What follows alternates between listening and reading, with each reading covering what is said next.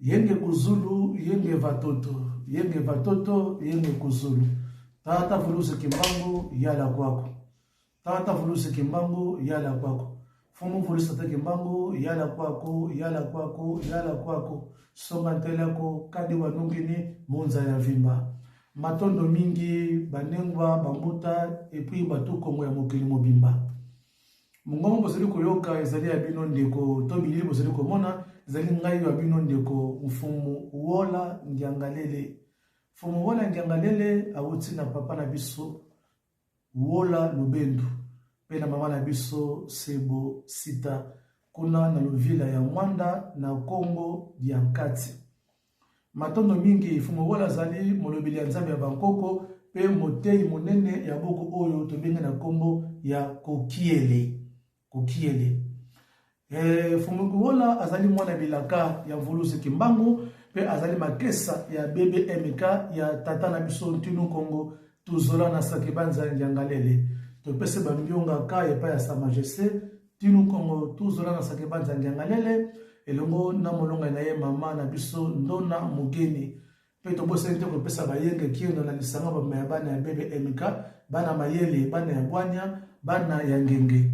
Matondo mingi, toyeli susu kota bwanya likona mesa, na video ele kaki tolobaki tata Vulusi Kimbangu, alobaki na tata ntinu Kongo ete, zoa karne na yo na crayon, okoma makambu oyo na kolakisa yo, pambate au sauver génération présente au Bozali, voire même la génération future.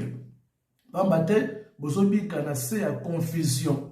Omoni, bandeko na ngai, lukuta yaka na censeur.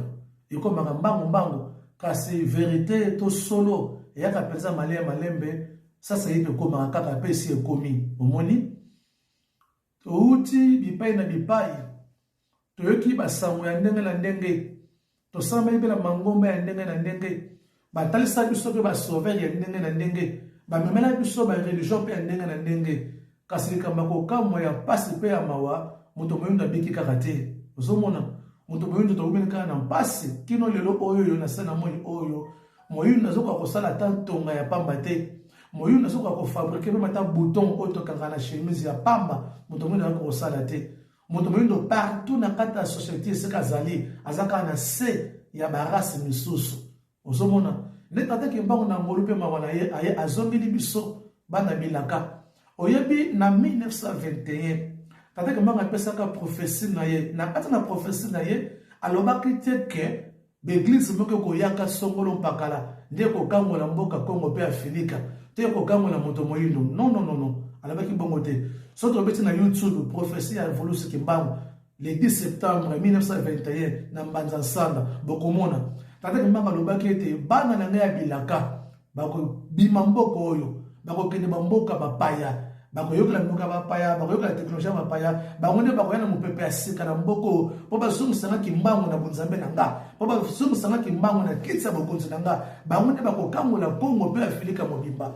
Bongele meso mwene biso ngo bana ngo bango yo toye, biso yo bafumo wala ngiangalele, biso yo bafumo na biso se wale bolombelo, bafumo nembo mbavala, bafumo ntiku basilwa, bafumo kaza bituzola na bafumo sambu benga, banemba kai bio pur, banemba nsiala mwana, banemba makelele, toye bele banengwa mayanu kateya mikulu, ba mama na biso ndungidi, ba botei di feta, ba nemba na biso gombe. Noso na bakomo na tenge basa bateya kokile, o ba ya livre oyo, ba nemba isako. Omoni biso yo toye poto tsangwa ya Bangkoko ntsumbu, nkaka poto zongisa moyindo na nzela na ye kolalisa manaka ya tata Vulusi Kimbangu kokiele. Alors, eloka motuya oyo papa Kimbangu se papa ntinu Kongo ezanini. Premièrement, livre oyo kokiele photo ye ba cause nango, to bits nango ezanini. To balolu page na sima bomoni. Na kata buku oyo ezana 3 grands paragraphes makasi oyo tata Kimbangu apesi biso pour te tous ba voix ko s'en sortir, ba voix de sortir pour te moyindo abima na passe wazana yango. Totangi na sima livre à partir il y a 28 ans alinéa. Pour nous dire le bien boy. Ingeta à conséquence pour qui elle a pour but 1 de reconstituer notre histoire en général. 2. De corriger les erreurs du passé. Et 3. De nous organiser pour la libération du Congo et celle de la Filika. Voilà 3 grands objectifs. Il y a beaucoup oyo. Tata Kimanga Pesibiso. Omoni. Et le bien nous peut corriger les erreurs du passé. Erreurs du passé, on les a nini. Bande konangai to koli to botami to koti binzami et belé ya ba sorte na sorte. Et même les biso ba sangwa le kuta e pesi biso lumière était comme il se doit. Première fausse erreur. Oh faut biso to corriger. Et ça non nini. Ba ko sa biso ke to ulta biso surtout na Adam na Ève. Bande konanga c'est du mensonge. Ya momoni to so continuer ko lancer de filles na ba yindo nyo surtout. To se poser ba question. Pourquoi dans la Bible, oh ba paya ba memela biso, ba kombo ya ba koko na biso na kati zalaka te. Et ça passe. O mona na kati Bible kombo ya wola, o mona mote. O mona kombo ya makelele na kati Bible o mona mote. O mona kombo ya tuzola na sakibanza na kati Bible zate. O mona kombo ya luzolo, o kombo ya mankenda na kati Bible zate. Cela veut dire que ça histoire na biso te. Hein? Ya on ko kele avec ça clair. Babi de reconstituer notre histoire en général. Moyindo toza na histoire ya kitoko. O tateke mbonga yo kofungola biso na kata buku ya kokiele. Ya momani buku ya kokiele, il faut etanga ba mokili mobimba. Il faut pe mindele batanga yango po bango pe ba corriger erreur. O ba mema na mokili. Po bango te batie mokili na trouble. Omoni mindele te batie mokili kati na chaos na ba mensonge o ba memela biso. Omoni Yamo kokiele ye po to corriger erreur du passé. To s'organiser pour la libération totale ya Congo pe ya Filika mobimba. Bande konanga to sala beaucoup oyo confiance. Kokiele eye po epesa so ba piste ya solution. Kokiele eye po esi sa passe ya mutu moyindo. Kokiele eye po eyo ngala mutu moyindo na souci na mawa na minyololo na ba lien ya ba malédiction ya ba cheso qu'il so ekanga biso de génération à génération. Kokiele zana ki Congo la setango etani. Ne bon moni pateli sa baba kembango yemo na kata telemi. C'est-à-dire ayako fungola biso miso. To bima l'esclavagisme ya bo umbu ya banzamba bapaya. Oye kangi biso de génération à génération. Omoni pays et développera na religion te. Torien ko sala 10 ans ba jeune prière mboka le ko développera tam kolomorote. Congo na biso pe Afrique en général. Pays nous surtout et se développera kaka ce que peuple a eu conscience na spiritualité oyaye. Omoni na kata spiritualité ne to mona culture ezobima.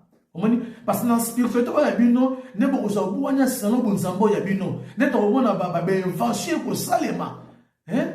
So yo so spiritualité ya ba koko ya yo obengi yango kindoki. Bonzambe oya yo o minimiser yango. Bani ko ngai ba koko na biso nyoso to. Ba sambela na kombo ya Yesu te. Omoni ba sambela pe na kombo ya Bible te.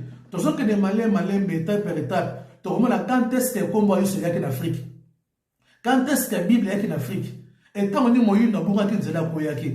Ya on donne ça une présentation officielle ya beaucoup oyo to comprendre valeur na yango en fait. Pour quel oyo même sur 3 objectifs à ma casse ya minene to corriger les erreurs du passé. Donc on a autant dans la invité yo moyindo. Bimana ba confusion wana. Adana F bazala jamais ba koko na biso. Batikala jamais ko sala ba koko na biso. Omoni Nkoko na biso ya yambo kombo nezalaki ntango a Congo wana ya mobali oya mwasi kombo nezalaki ngonde a Congo.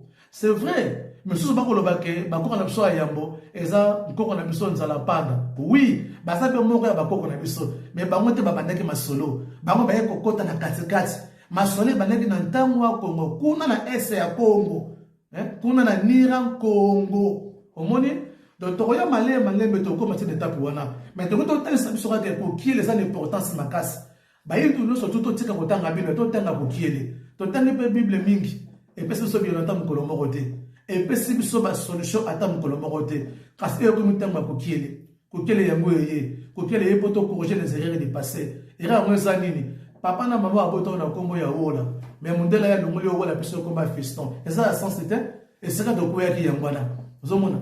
Papa na mama botsi wa pesi yo kombo ya tuzolana mundela ya longolo komba tuzolana pesi komba Albert omune sika to se déconnecta na bakoko na biso dans livre oyo même so ba piste la solution ce qui noir au terme livre oyo ndeko na ngai même ata passe na ngoye bosila pour que les mêmes biso lumière ya on dit que ba qui les ou rien donc on a posé autant ba dictionnaire français donc on a posé autant ba livre ba pa ya sauté tant que moyo nous peut livre no ya ngoyo ba chola biso mingi oh moyo na ko makate oh no makaza zoba non biso yo to komi beaucoup oh moyo no mutakomi yango mutakomi beaucoup oyo komo na ye sa majesté tuzolana Sakibanza Ngiangalele. Yazaka simple écrivain. Mais ma kamolobi awa na kati tata volus kimbangu le révélateur.